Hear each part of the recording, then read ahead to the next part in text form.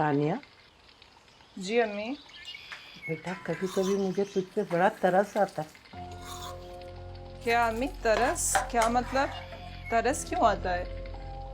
मैं सोचती हूँ बेटा, जो उम्र तेरे खेल कूद की थी वो तूने घर के काम काज और मेरी देखभाल में गुजार दी। मैं भी कितने खुद कभी तेरे बारे में सोचा ही नहीं।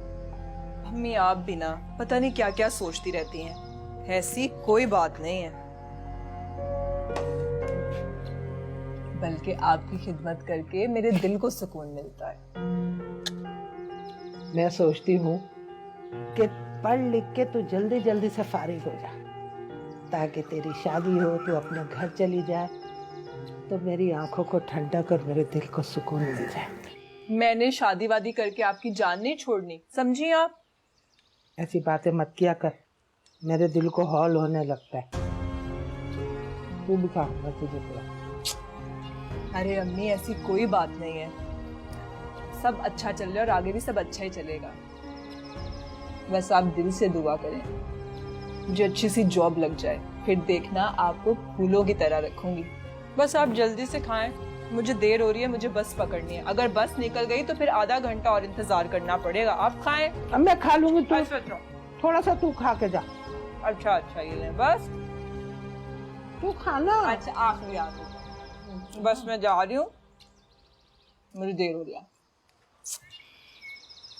ध्यान से, अल्लाह ने देगा।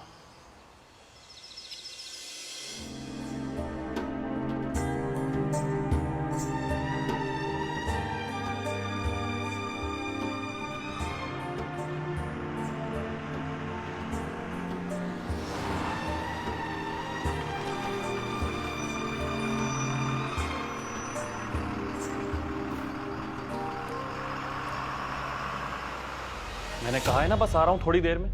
तो मैं भी तो यही पूछ रही हूँ ना कि कितनी देर में आ रहे हो। मुझे भी कोई शौक नहीं तुम्हारे साथ नाश्ता करने का।